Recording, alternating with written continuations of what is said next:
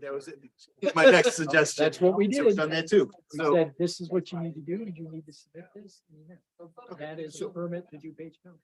so then everything I thought of to try and. That's what we did after the. Which is probably why he's not here. She's probably. Did this. And it's not working. When I spoke to him, it's the challenge. Coaching you, you coming into my board, and if you're gonna say you can't do it, you can't show us a government. You could still do it. I know you haven't spent anything in the account. Contractor and engineers. Oh, they're not the county engine, but we need to submit it to them. Okay, good. That was kind of where I left. All more or right, less. perfect. Thank you. Yeah.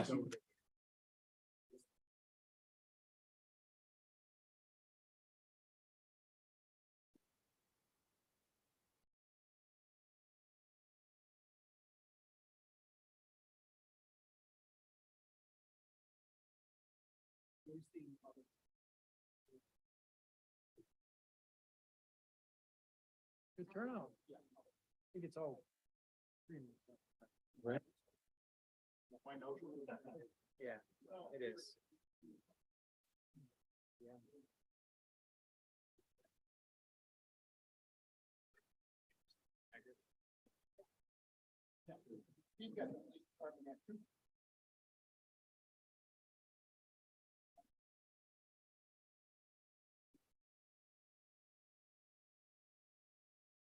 Oh, all right. It's news to me. Well, maybe my conversation sunk in. Yeah.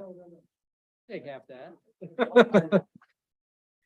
Well, had I known, I would have told them, by the way, we're not open on Friday. Please drop your check off on Monday. So he must have paid that. Came in today. Maybe? Must have sent some kind of email to someone saying. Huh. Huh. Maybe people do listen. Yeah. Your best option might be, can't tell you what to do. Yeah.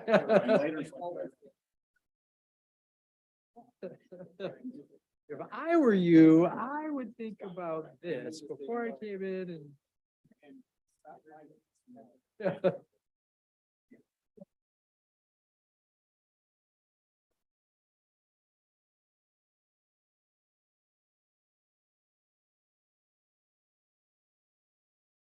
If we ever decided that. Be able to. Yeah, I got it. Just fired it up. Yeah.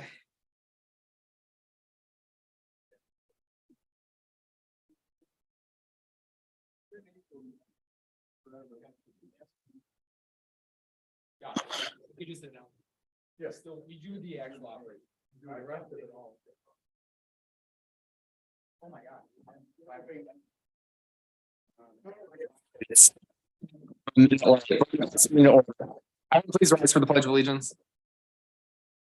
I Pledge allegiance to the flag of the United States of America, and to the republic for which it stands, one nation, under God, indivisible, with liberty and justice for all. Madam Clerk, could I have a roll call, please? Mayor Pulaski. Here. Trustee Berkshire. Here. Trustee Della Penna. Here. Trustee Domke. Here. Trustee Lanisa. Here. Trustee Perkowski. Here. Trustee Trejo. Here. We have a quorum. Could I have a motion to approve the prepared agenda? Motion. Do I have a second? Second. All those in favor, please signify by saying aye. Aye. Opposed, nay. Any abstentions? Seeing none, that motion carries. We'll now move to Village Board public comment. Anyone wishing to provide a comment on a topic or an agenda item may address the Village Board during the public comment and public hearing segments of the Village Board agenda by submitting comments in advance or using our online form or during the meeting. Madam Clerk, did we receive any in advance? None in advance. Thank you. Is there any member of the public here today that wishes to address the board? Seeing none, we'll move on to officials and staff reports. First, under mine, I'd like to entertain a motion to reappoint Sue Ellen Eichholz to the Board of Fire and Police Commissioners for a term to end November 30th, 2025. So moved. A second. I'll second. Any discussion? She's served on that. She's agreed to continue on, and I appreciate her activities on that board. So with that being said, could I have a roll call, please? Trustee Trejo. Aye. Trustee Domke. Aye. Trustee Berkshire. Yes. Trustee Della Penna. Aye. Trustee Lanisa. Trustee Prokowski. Aye. Perfect. That motion carries. I will leave the clerk to talk about Winterfest because I assume that's what she's going to talk about on her report, but hope to see everyone this weekend in the village. We've got a lot going on for the holiday. So I will say I will publicly thank Amperich Electric as well as Itasca Bank and Trust for their generous donation for our holiday light expansion. So we did put additional lights on Irving Park, Bokelman, a little bit of Prospect and Hattendorf. So we really appreciate that partnership. So this is our second year that we've been doing this with Amperich, and we'll have our third and final year next year to bring that to the train station and the area around Metro 19. And so Itasca Bank and Trust stepped up to help us kind of put some additional lights in for this year. So appreciate that public-private partnership. So with that being the case, any trustees have a report? We've got a lot of hands. All right, Trustee Pierkowski. I have two things to report. The first one is shockingly enough, even though we just finished the 2022 season, 2023 subscriptions for Flags for Roselle will open on December 1st. So you can go to the Flags for Roselle website. Also, there should be in a couple days envelopes available at Village Hall and various other places around town. So it's a great charity. It helps to support 6 organizations around town now: the Boy Scouts, the Girl Scouts, Lake Park Educational Foundation, the Historical Museum, the VFW, and now the Lions Club, or not the VFW, American Legion. Sorry, very important difference. The other thing is on December 9th, Lake Park Educational Foundation is hosting a night of fine dining with the winter play at Lake Park. So tickets for that are also available on the Lake Park website. So if you are free on December 9th and would like some food and to see a nice Christmas play, be sure to check that out. That's all I have, Mr. Mayor. Thank you. Trustee Domke. Yes, I received this card in the mail. And it's addressed to myself and village dignitaries, which board and the mayor are of. And it's from Ethel Shalal. She's a 101-year-old matriarch of Roselle. And she says, "Dear Wayne and village dignitaries, as the Roselle Centennial events come to a close, I want to thank you for all the recognition and attention you guys gave me. I enjoyed it thoroughly. It's people like you that make Roselle so special. Thanks again, Ethel." You did a nice thing, and I danced with her, and then David cut in and took her the rest of the. Saved her might be the term, but yes. No, thank you, Wayne. Any other trustees have a report tonight? I just wanted to say thank you to the Green Roselle members that volunteered this past weekend for the cooking oil recycling, Elise, Kaylee, and Rick. We really appreciate it. I heard that there was a nice turnout and that you guys are looking forward to hosting another one. Maybe we can do that soon. And then second, yes, Winterfest is this Saturday, December 3rd from 2 to 5 p.m. I want to thank the Winterfest committee that worked really hard since August to put this together. It's going to be super fun, and we've added holiday karaoke. We've added a gingerbread contest, and this year the Girl Scouts are hiding ornaments all over town center, and you can find them during the event as a scavenger hunt. Whoever finds the most first, second, and third place prizes gets something. So come to the tree lighting ceremony and see who wins that and the gingerbread house contest. Great. Thank you so much. Village Attorney. Village Administrator. The only thing I would ask that the village board remove consent agenda number 8H. For that car purchase, is the dealerships told us they can't fulfill that order for us. I'm going to make a motion for that before we get to the consent agenda. Sure. I'd like to make a motion to remove item 8H from the consent agenda. Second. Thank you. Any discussion? Seeing none, all those in favor, please signify by saying aye. Aye. Yes. Opposed, nay. Any abstentions? Seeing none, that motion carries. Thank you so much. With that, we'll move to unfinished business. First, we have the consent agenda. All items listed on the consent agenda are considered to be routine, procedural, informational, self-explanatory, or non-controversial in nature and will be enacted in one motion. There will be no discussion on these items. Tonight, we have presentation approval of the village board minutes of November 14th, 2022, adopt a resolution endorsing of the Metropolitan Mayor's Caucus Greenest Region Compact, adopt an Illinois Department of Transportation resolution for improvements under the Illinois Highway Code authorizing expenditures totaling $1,200,000 of motor fuel tax funds in 2023 for the maintenance and improvements of village streets and right of ways. Adopted an Illinois Department of Transportation resolution for improvements under the Illinois Highway Code authorizing expenditures totaling $1,200,000 of rebuild Illinois funds in 2023 for the maintenance and improvements of village streets and right of ways. Adopt a resolution authorizing the mayor to execute the Illinois Department of Transportation request for expenditure authorization of motor fuel tax funds. Adopt a resolution authorizing the mayor to execute the Illinois Department of Transportation request for expenditures authorization of rebuild Illinois expenditures in 2023. Adopt a resolution approving and authorizing the purchase of a vehicle from Trans Chicago Truck Group pursuant to the Village of Roselle temporary purchasing policy. And pass an ordinance amending chapter 10, article 19, section 10-19-110 of the traffic code of the Village of Roselle, Illinois. Motion to approve. Your second, Yeah, I'll second. Madam Clerk, can we have a roll call, please? Trustee Trejo. Aye. Trustee Domke. Aye. Trustee Berkshire. Yes. Trustee Della Penna. Aye. Trustee Lanisa. Aye. Trustee Prokowski. Aye. That motion passes. We'll now move. Thank you. We'll now move to community development. Trustee Domke. Yes, Mr. Mayor, I'd like to make a motion to continue the public hearing for the annexation of 22 West 303 Foster Avenue to December 5th, 2022 at 7 p.m. The public hearing was previously continued to tonight's village board meeting. The continuations are at the request of the petitioner. Is there a second? Second. Madam Clerk, can we have a roll call, please?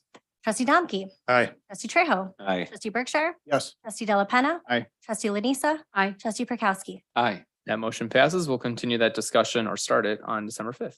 We have nothing under, thank you. We have nothing under administration, fire, or police, public works. Trustee Berkshire. Mr. Mayor, I'd like to make a motion to adopt a resolution approving and authorizing the execution of change order number 1 for the 2022 PCC sidewalk trip hazard removal saw cutting program by and between the Village of Roselle and Murphy Construction Services LLC for the additional work in the amount of $3,226.60. Second. Any discussion? Seeing none, could I have a roll call, please? Trustee Berkshire. Yes. Trustee Domke. Yes. Trustee Della Penna. Aye. Trustee Lanisa. Aye. Trustee Prokowski. Aye. Trustee Trejo. Aye. That motion carries. Anything else, Mr. Mayor? Thank you so much. We'll now move to finance. Trustee Prokowski. Thank you, Mr. Mayor. I'd like to move approval of the accounts payable list for November 28th, 2022 in the amount of $1,714,568.09. Second. Any discussion on the bills? Seeing none, could we have a roll call, please? Trustee Prokowski. Aye. Trustee Trejo. Aye. Trustee Berkshire. Yes. Trustee Della Penna. Aye. Trustee Domke. Aye. Trustee Lanisa. Aye. That motion carries. And I have nothing else, Mr. Mayor. Thank you so much. We'll now move to new business. We do have 2 opportunities for other business, so I'm gonna breeze past this first one. First, we have review and provide direction regarding staff's recommendation on amending the village's personnel policy. Administrator?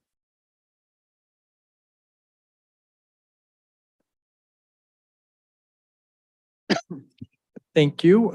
Typically, kind of at the end of the year, kind of take a look at the personnel policy manual and identify opportunities for amendments to them. Occasionally, things come up throughout the year as well. It's been a few years, I believe, since we've had a little more of changes to the manual. And, one of them deals with paid leave benefit. But before I get to that one, I would like to go over, as my memo shows, most of the changes are just to reflect current kind of organizational structure, continue to be compliant with state and other federal laws, do cleanup language, as we've realized over the years, we made significant changes in 2012 and a little before then related to employee benefits and stuff like that, that was approved by the board to kind of as the coming out of the recession and modifying some benefits. And we're now kind of in this interesting area where it's tough to know what benefits apply to what employee group, depending on their date of hire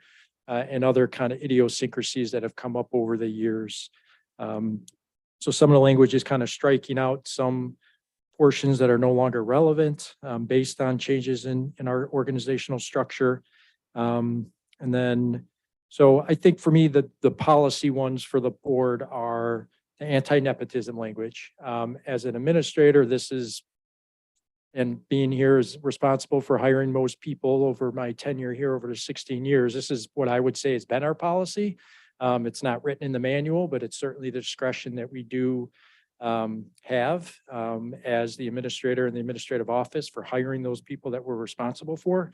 Those we aren't responsible for are the ones that follow Board and Fire Police Commission rules and regulations. And those would trump what's in the manual here.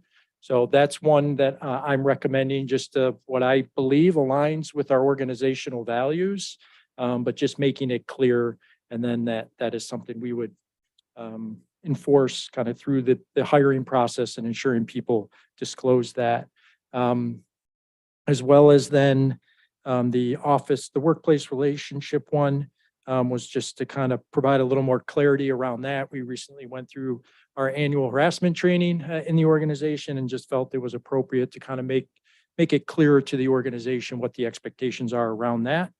So I'll stop there before maybe going to vacation and talking through the personal leave and the vacation leave recommendations to see if there are any questions related to any of the other recommendations other than the paid time off. Lee?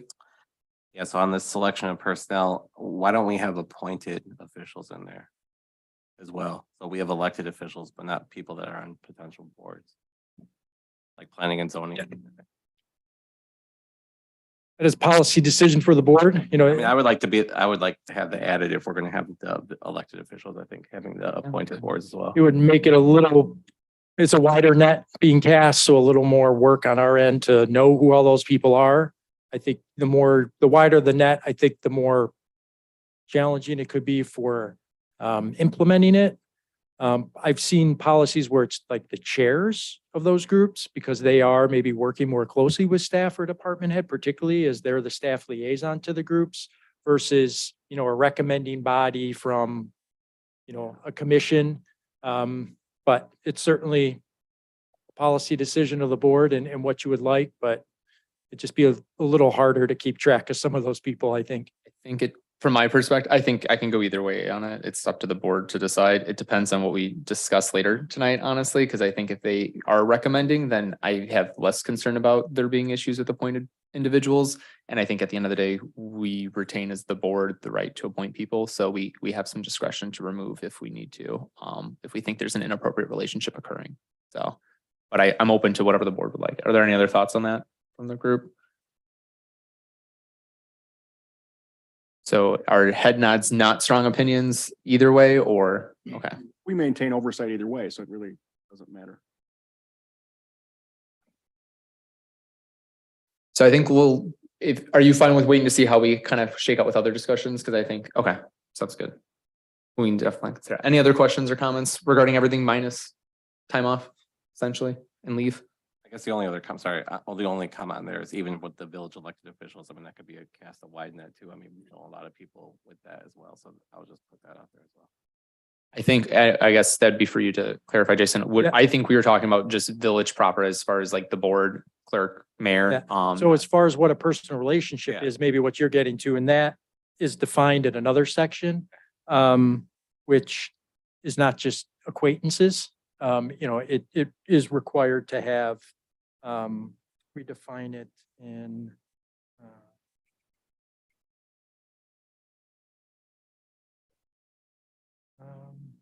that where I'm sorry. It seemed like it's very similar to like what would be considered like an arm's length. Oh, yeah, sorry. So it's blood or marriage, you know, romantic or sexual relationship. So spouse, partner, children, parents, in-laws, aunts, uncles, grandparents, nephews or nieces, first cousins, siblings, or other individuals of the household. So that's how we define a personal relationship amongst employees. And that would be the same relationship applied. So To the hiring. yeah, so basically what I would consider blood relatives for the most part, or today's day and age, to spouses and other legally kind of relationships. So acquaintances, third cousins, that kind of stuff, not as defined now, would not exclude someone. Right. And to me, that makes it a little easier for the appointed boards. Yeah. There's just more appointed officials. than True. Elected. Or officials. chairs, yeah. Yeah. Yeah, or chairs. All right, any other questions? We can move forward then, Jason. Sorry, so paid time off. So So we did some looking at comparable communities or other communities in our area and who we kind of deem as comparables. And between holidays and personal days, the average tends to be 13 days of paid time off. We have 9 holidays and 2 personal days, so that's 11. What's being recommended is 1 more personal day for all employees, which would bring that, between paid holiday or between holidays off for those people who get holidays off and personal days, they would get 12, and where the average is 13. That's one. So that would apply to all non-union, which is, department heads, sergeants, and then all other battalion chiefs and all other, office workers. From a vacation standpoint, we have varying kind of levels of maximums between collective bargaining agreements, and I provided that chart in there as best I could to show the differences between them. We're getting aligned with patrol officers and sergeant and recognizing the course of employment can be you come in as a police officer, then you get promoted to sergeant, and then potentially go to DC, and then potentially go to chief, and trying to preserve that level of benefit kind of from cradle to grave, and trying to eliminate perceived or real disincentives to being promoted outside of a union and losing benefits as a result of that. And the board has done a job to really keep those two aligned. So that's why there's no recommendation from a change in vacation there, other than just to align it with the MAP contract, because our personnel manual deals with dates of hire, and that's confusing. Or is that date of appointment, when you're appointed sergeant versus when you're actually hired? So it's just preserving that continuity, which has been a theme and something the board has supported. I just want to make sure the language would reflect that. Battalion chief, it would be to, they're our newest group of employees. We created them, maybe 5 years ago, probably less than that, and came up with a vacation schedule then. That's a little different because they have different paid leave benefits than firefighters. It's not as clear as a patrol officer to sergeant. There's other impacts to battalion chief and their paid leave off. So it was looking at their vacation accruals and aligning it with the firefighters union contract, which is what's being recommended here. On the outer years, so that's what's being recommended there. We're also now going through an instance of hiring a battalion chief from outside the organization. And what we realize from a competitiveness to find someone who's conceivably a battalion chief elsewhere is to make sure that our position here is attractive enough to attract those types of candidates. From a non-union and management, we're not changing the mins or max. It's just pace at which you get to the maximum. Back in 2011, before vacation was changed for all non-union, we maxed out at 5 weeks. So this keeps it at the 4 weeks, but it just kind of condenses those steps in the middle years, whereby and that's to me kind of the sweet spot of some of our employees, that 3 to 8 year range. They're trained up here, they're contributing. We like to try to keep them as best we can. We know we're competing against other people, and that may not always be the case, but I feel it certainly allows us to remain competitive. We're not providing overly generous paid time off necessarily with this recommendation, but it's just, to me, I think it's right sizing and fitting this paid leave benefit to today, where currently it's really written for a decade ago. And a lot has changed then. The board has made similar approvals and other collective bargaining agreements to kind of start to get things a little more back into the center over the years. And with that, I will ask if there's any questions related to the paid leave recommendations. And from a budgetary standpoint, it's not, anything here would not change what we recommend in your budget for next year. Any questions on the board? Direction move forward as staff has proposed. Yes. All right. Thank you so much. I know that took a lot of effort to pull that together, and I think we've been able to your point, start to untangle some of these things over time. So Greatly appreciate it on behalf of the employees. Thank you. next, we would like to discuss and provide direction to staff regarding an agreement with Norcom for the monitoring of fire alarms within the village. So I'll ask Fire Chief to come on up to present.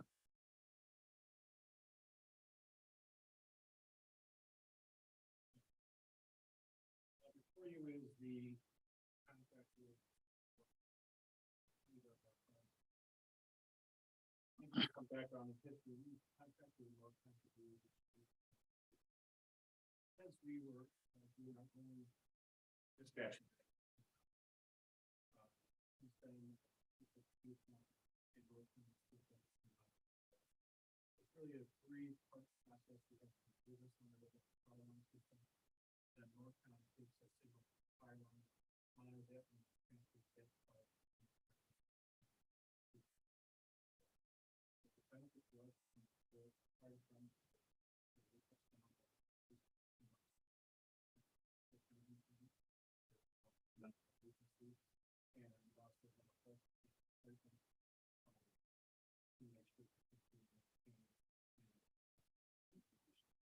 And also to make sure in 2020, we created a building code of codes.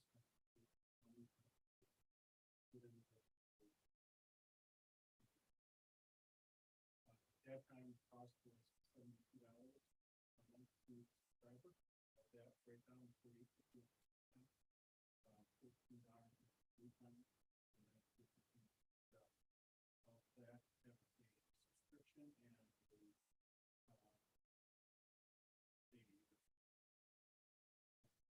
whole package with more account disagreement to where they prepare everything. This year, back in June, Board of Directors of UConn have authorized an increase on the monitoring fee. They haven't increased that fee since 2015.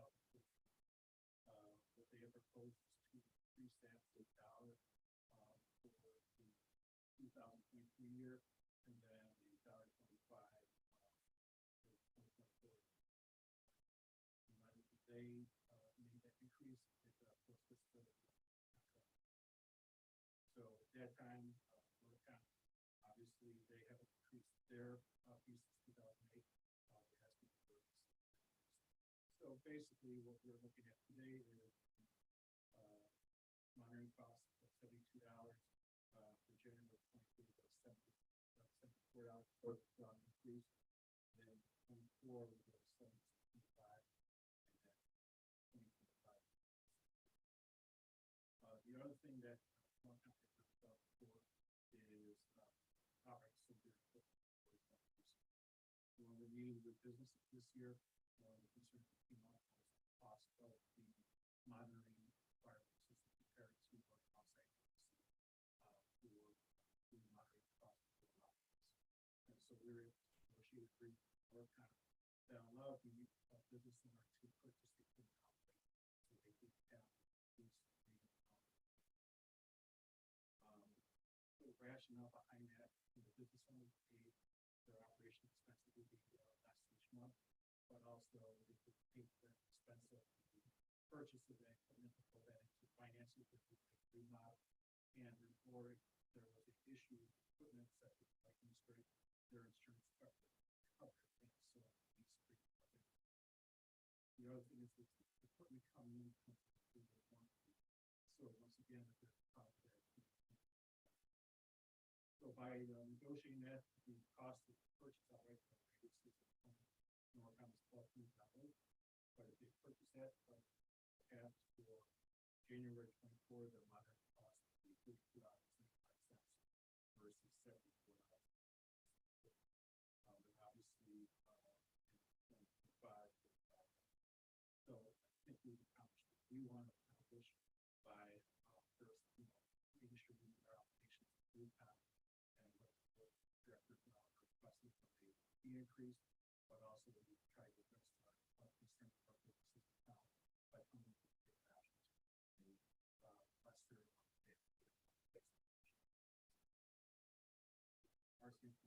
we want this way because obviously we understand us getting there quicker, reduce damage.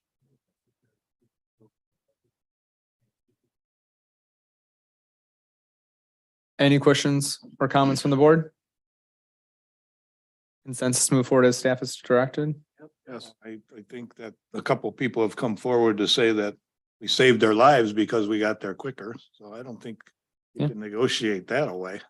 No, I mean, I think we've taken in feedback. I'm really excited that we've been able to find a purchasing option for those that have been very vocal. I've been on the receiving end of those calls at times. And I think, you know, if we do any as we do notifications, I think it'd be nice just to share the breakdown and kind of asterisk, you know, Norcom's been flat since, I think you said 2008.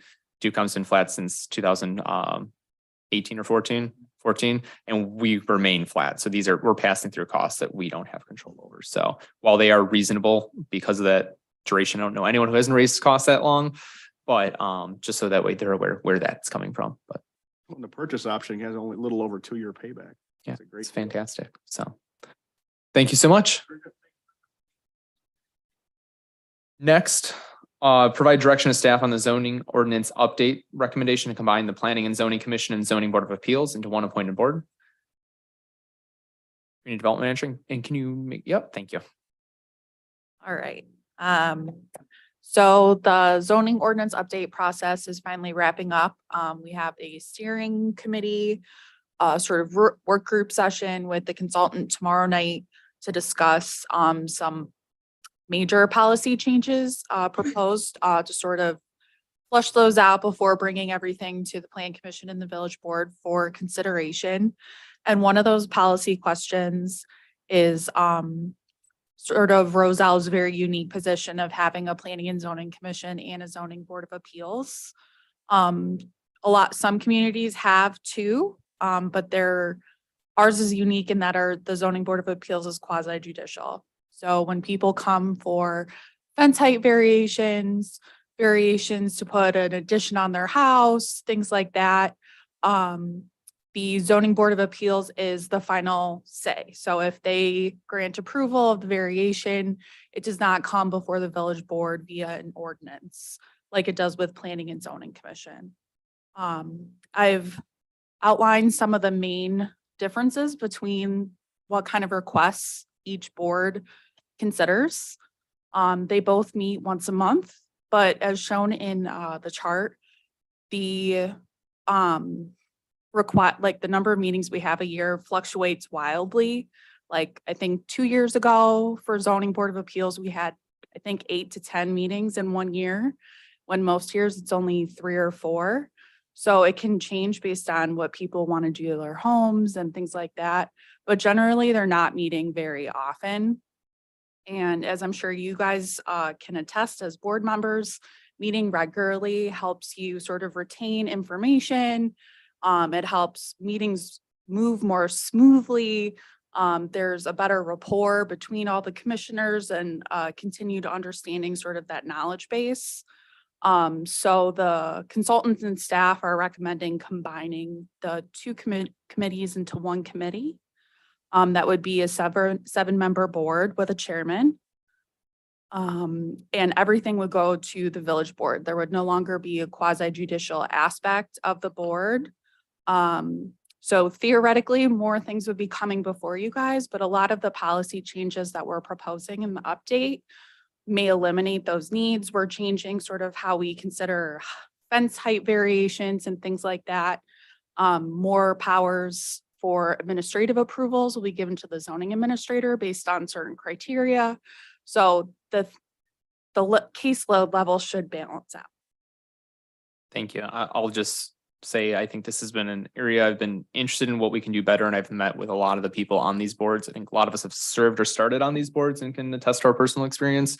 I think at the end of the day, in conjunction with work that we haven't seen quite yet, we're trying to simplify things so that way we have a better experience and a more expeditious process for our residents. But I think at the end of the day, I have continued to have concerns about soliciting and finding people who are willing to serve on these boards, and having 2 groups that we need 14 vacancies to fill, as opposed to 7, is definitely a benefit. I also think I want to have a consistent, professional and respectful environment for residents to go in front of every single time. And I think having more regularity will help us just ensure that we're having our best foot forward, because at times, and I think everyone has the right intentions and positive intent throughout the process, I don't think we've always had that been the case at the end of the day. And so I think this would help us just continue to streamline things from that perspective. So I don't know if any board members have personal thoughts or a recommendation as far as how they would like to proceed. Wayne. Wanted to ask you, because you did hit on something. So I know that makes us work more functionally for the resident. Is it more functional too? David has said that it was a cleaner, smoother thing for residents. I don't know if that's not the quote. How are the residents impacted by this? Is it better for them? It should be. I think the zoning board of appeals is kind of the black sheep of this one, just because it's had the most number of consistent vacancies. So therefore I have more trouble ensuring a quorum for a meeting every month. Because people are not meeting as often and I need a minimum number of people. So I have had to continue public hearings because there weren't enough people to attend a meeting. So, and that impacts a resident's ability to hire a contractor or get bids out for the work they want to do. So. I'm all for this. It sounds great. Any other comments or direction from the board? Tom? P? Fully on board with this as well. Yeah, I think 3 or 4 of us are former ZBA members, and I remember there were stretches where we met like once a year. And I talked to another board member outside of a meeting and she'd forgotten she was on the commission. So that would be, I think this is a good move. I know it sounds like consensus of the board is to move forward as proposed and to start to vet this more publicly. I know from my standpoint, as we work through the logistics of consolidating 2 boards, I would first preference existing board members where possible with the Council of Legal and to sort throughout all that, but we try to make sure that our existing members, we can solicit their thoughts. Given this new structure, some may not wish to continue serving. And then if we need to, we'll have a public process, but I'd like to first give preferential treatment to those that currently serve on both boards. So. Thank you so much. Have fun tomorrow. Moving along.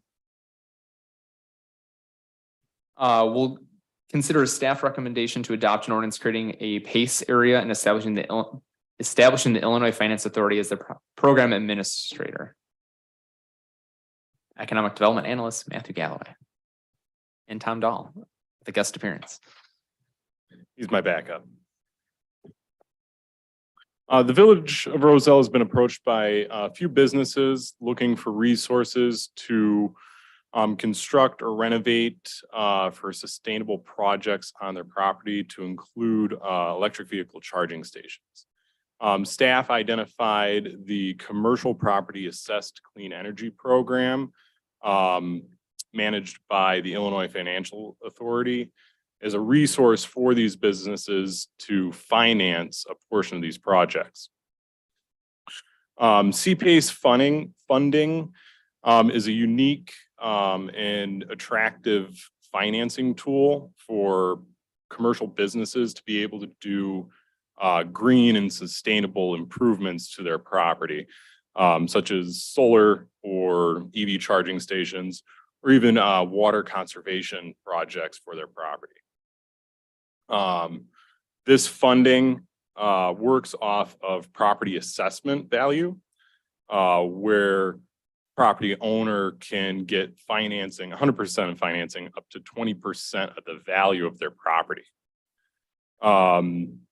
This program would also help the village incentivize larger sustainable projects within the community and really signal to the local businesses that we're open for that kind of green and sustainable initiative in Roselle. Staff recommends adopting an ordinance establishing a PACE area for the entire village to be administered by the Illinois Financial Authority. Any questions? Any questions from the board? Doesn't look like anything wrong in here. This is Great thing.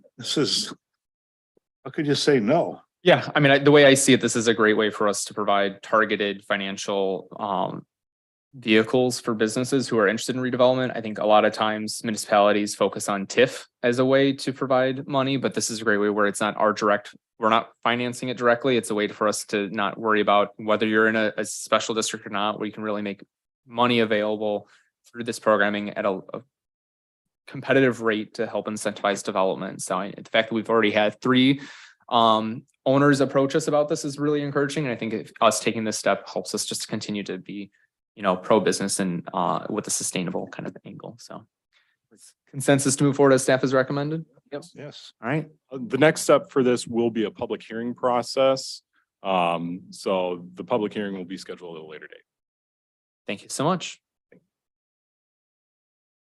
We'll now provide direction to staff regarding a mailbox reimbursement policy. So, Public Works Director Karen Young and Assistant, yeah, she is here. Sorry. Assistant Director Kristen.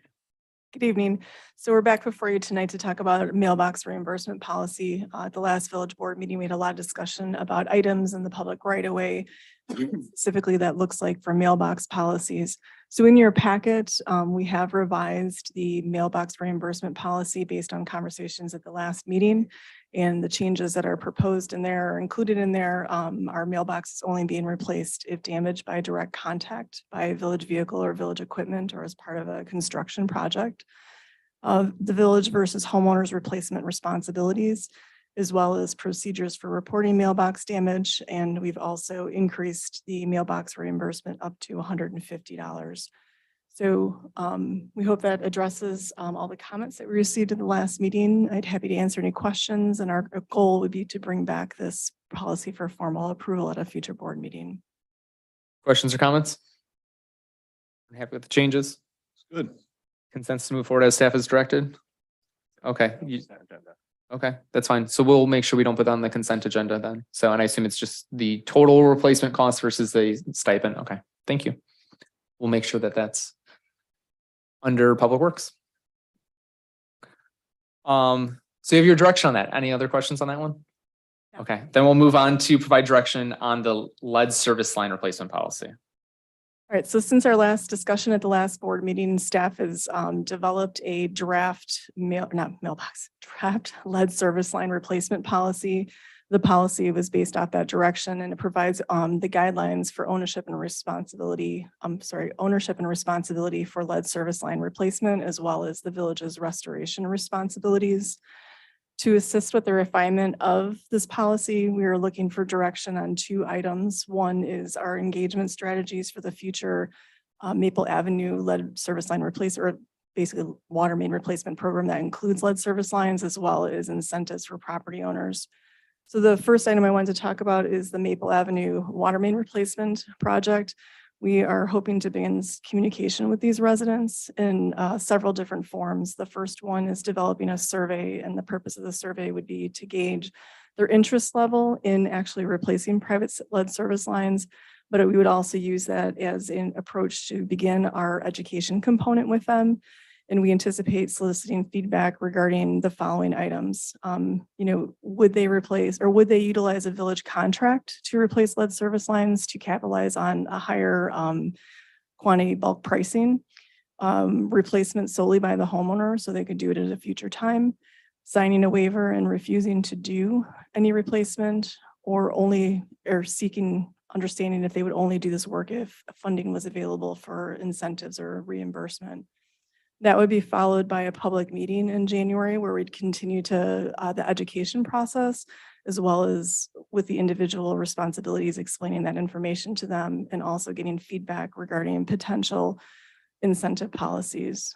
That would be followed by reporting back to the board that information that we've gained through that process. Seeing how it's our first time going through the process, we're a little ahead of the curve, some other communities, so it'd help us understand what the desires would be from the community. From that standpoint, not to interrupt you. Yeah, please. We bid that project usually around February, correct? So that way we would have feedback in hand so we can have the best bid possible at that point. Start in the spring as soon as we can. Yeah, and it depends from year to year. Typically, we start in late spring. We do have a little bit of flexibility with that, but typically our programs have been done starting in late spring into the middle of summer, because we typically follow that up with road resurfacing. So any discussion on sort of the community engagement piece, we'll still talk about the incentives and stuff like that, but let's just break up those conversations. Bruce? I'm not aligned with the first or the fourth bullet on the survey. I don't think that we need to know that. And I think it just leads us down a path of uncertainty and then questions what we're going to actually be able to do. I think we just need to know yes or no. And if it's yes, Do we want to see whether though we can get some sort of bulk pricing? After that, we have to work out something anyway, so let's just deal with it regardless of what these people say. So I think the survey should be yes, no, and if yes, would you be interested in some sort of larger pricing initiative? So again, strike the fourth bullet. Is that sentiment shared by the board? Could you define that again? Say what you did again. Yeah, the fourth bullet is really saying, you've already got the answer yes or no from the first three bullets. The fourth Okay. bullet is saying, well, if we were to give you something, would you then do it? We don't need to know that because we may or may not do something from an incentive program. And when we figure that incentive program out, we can always go back to the Maple Avenue residents and say, oh, by the way, there is this here. So regardless of whether they're doing yes or no, we should focus on trying to get them to do it because Maple is going to happen. And the fact that maybe we can get the contractor who's already on site, let's focus there versus some sort of an incentive to try and sway them. I think the answer to that question might impact their yes or no. It shouldn't, and Well, it might. because, but, agree with you, but but it we might. don't have an incentive program and we don't know what that incentive program is. And when we present that, what happens with all those people that say, I don't like that incentive. I want a different incentive. I said yes because you said there was going to be an incentive The program, flip side of that is the people that say no, but if I had an incentive, I might have said yes. but it doesn't matter. Then they say no. Then they say no. I think at this stage of it, especially with us trying to go out essentially as soon as possible, we wouldn't use this to bid necessarily, but it would help us to get the direction to understand what we're looking at. If we're seeing, I would think, and correct me if I'm wrong, I don't want to speak out of turn, but if we're seeing 70% of people saying, I'm just going to sign a waiver, then that indicates that there's probably not strong interest in it. And that's going to change the way that we look at how we set that up. Unless we find out that it's 100% or people are going to replace it, then that's going to change just the economies of scale. Is that fair? So I think at this stage, it's probably fair for what we're doing. Tom?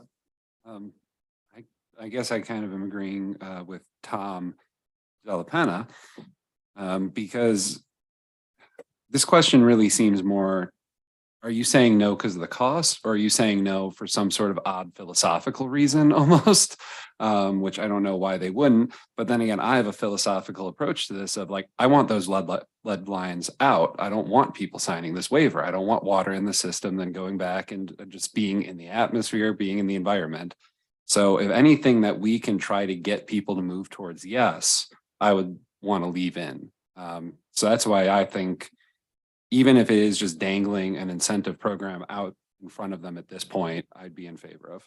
And if we don't have an incentive program and those people do come back and say, well, I answered yes, I want to do that because there's an incentive, yet we don't have something.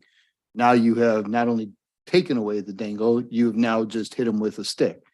It So says if though. why Question not? says If we have a So incentive. why not find out yes or no, back to the point of, if there's a lot of people saying no, then we don't have to even worry about pushing for an incentive program. Because regardless, Tom, if people are not going to do it because they should do it from a health reason, not because of the fact that there's going to be some money maybe possibly out there. And if we come back and find out that we are going to get a lot of people saying yes, that gives us a different thing of why we need to really push for an incentive program and see what that can be, whether it's grants or other things. I think our focus should be, are they going to do it? And if so, are they going to do it through our contractor? Then we can talk to the contractor. Then deal with whatever the incentive is. My other alternative would be, if no, why? And have them have a free form text to explain the why. Then we can maybe address that why. But to get a yes because they might have some incentive, Cheryl, Wayne, I haven't heard much from you guys. I agree with Bruce on this. I think you need to have just the three choices to do, because since we don't have an incentive in place already, and I think right now what we're really looking to do is to get a feedback from the people that are directly involved here and find out where they stand. And I think that's the most important issue.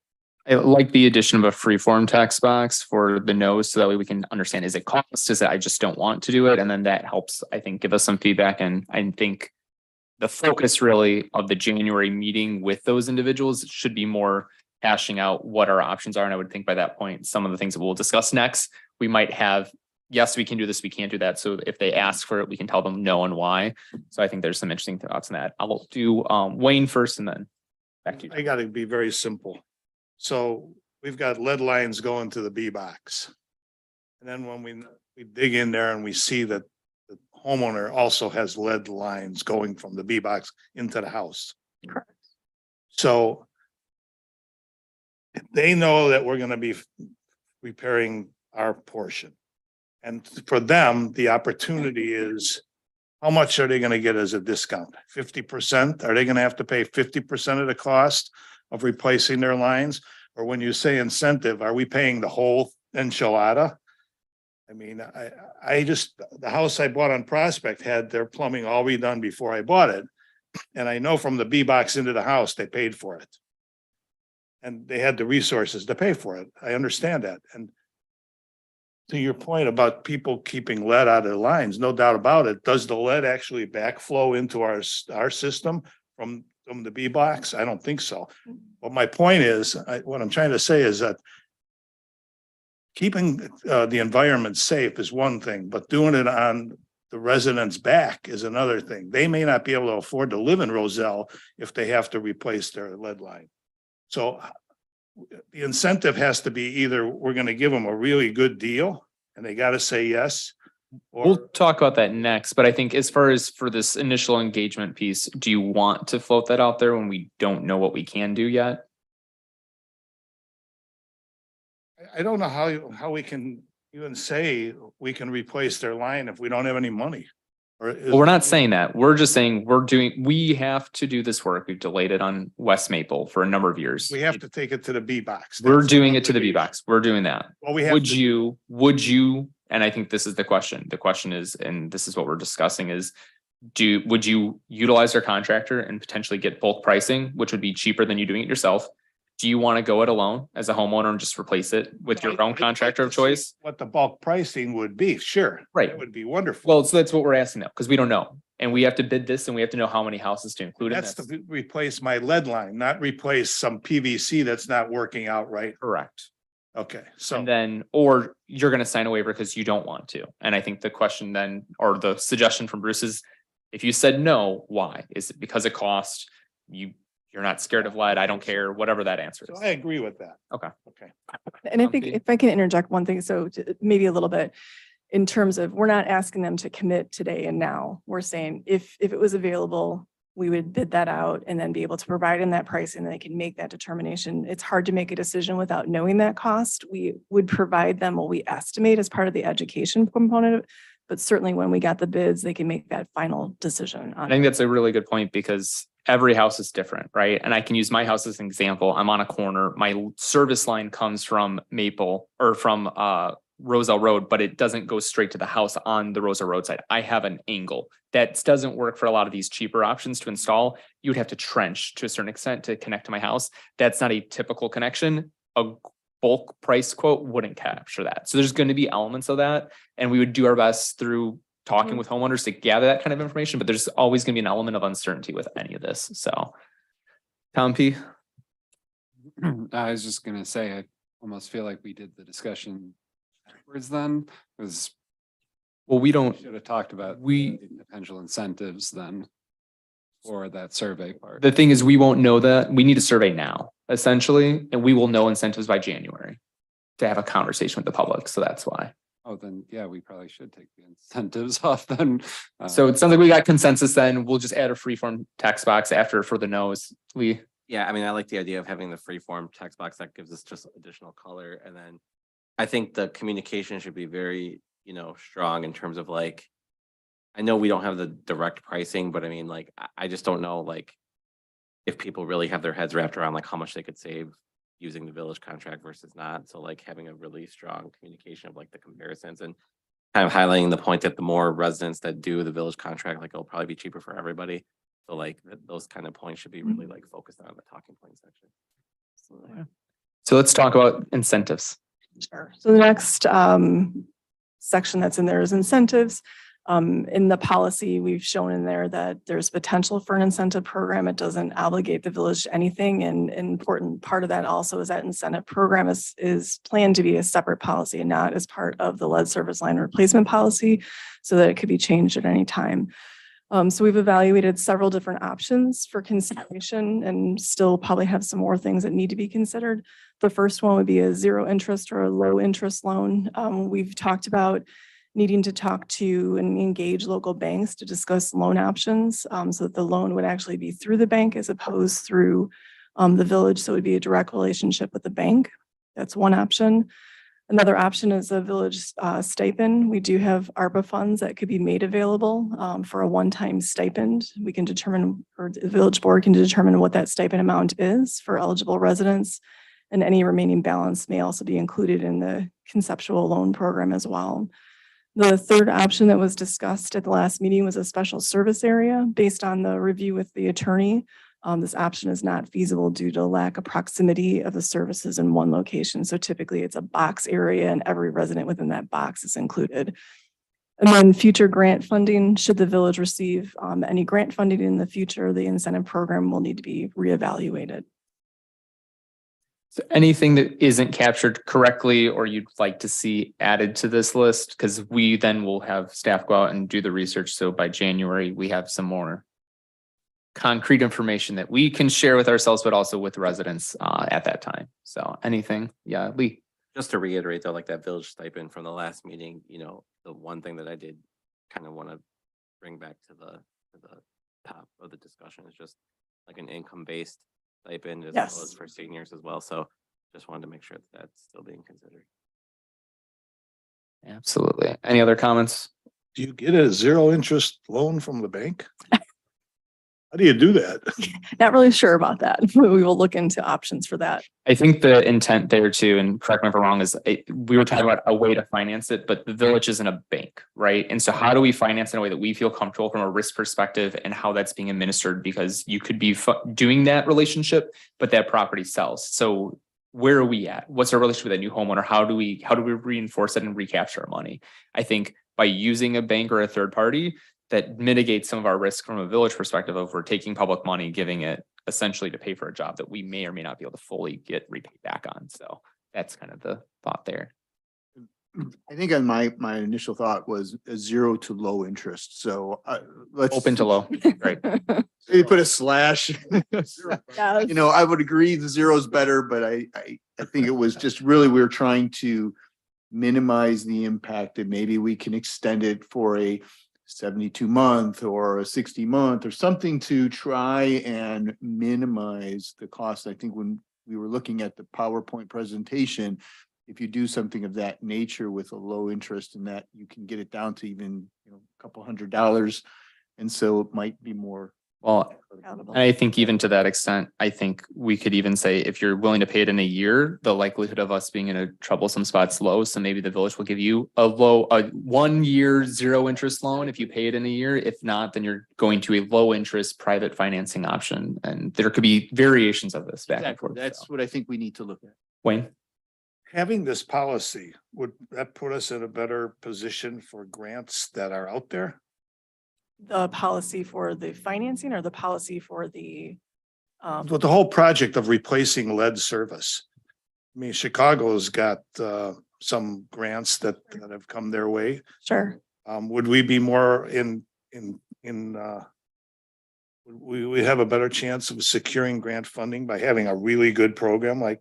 Well, I think it's the overall plan. It's not just our policy, it's developing that overall program. And, you know, I think anything we have that further defines what we are doing as a municipality certainly helps, but there's never any guarantee with that, but certainly doesn't hurt. I think our biggest issue is we do not have low income eligibility and we don't have diversity or equity requirements met by our demographic profile in the village. So we could have the best plan in the world, but I don't think the grants that I've seen today, we would not meet those criteria in the way that the city of Chicago or another area would.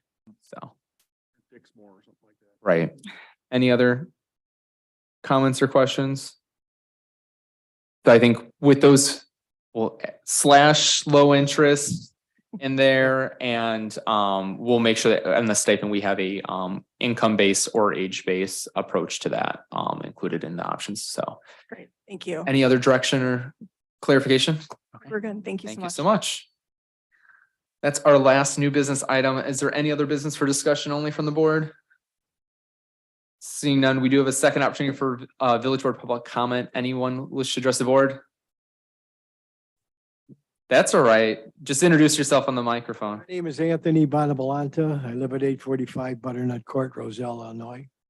Who are you? I'm just joking. For a long time.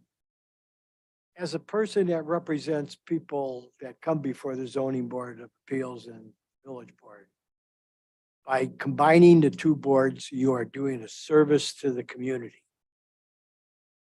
It makes our fees less. They save money. It's more clear cut division. You know that you got specific steps. You're going to plan commission, one plan commission, not a plan commission for one thing and a zoning board for another thing. So I can't strongly recommend that you all pass that. Thank you. And she did a good job in their presentation. So that's fine. And that's what I would say as someone who gets paid for coming before you guys. Sounds good. Thank you. Any other members of the public wish to make a comment tonight? Seeing none, could I have a motion? I'm sorry, I apologize. If you don't mind just stating your name for the record. Hi, I'm Lydia Galanti. I just wanted to say, I know a lot of us are here for the, from Green Roselle, and I think we just wanted to say thank you for considering the proposal and then for passing it. That's great. We're all excited. Also, as a member of the Zoning Appeals Board, I just wanted to publicly say that I want to stay on the committee if you approve it. So I just want to put that out there in a public comment. I'm loving the work and I like to show up to the meetings and I think it's great. So thank you. Duly noted. Thank you. Any other members of the public wish to make a comment at this time? All right, seeing none, I'd like to entertain a motion to convene an executive session to discuss personnel, the review and performance and compensation of the village administrator. Moved. Could I have a roll call, please? Yeah, Bruce seconded, I thought. I'll second. Oh, I thought I heard a second. I'm sorry. Already got something up, but yes. Trustee Trejo, Aye. trustee Della Penna, Aye. trustee Berkshire, Yes. trustee Domke. Aye. Trustee Lanisa. Aye. Trustee Prokowski. And that motion carries. No further actions will be taken after executive session, so we will be adjourning from the conference room instead of the dais. Thank you. We'll see you next week.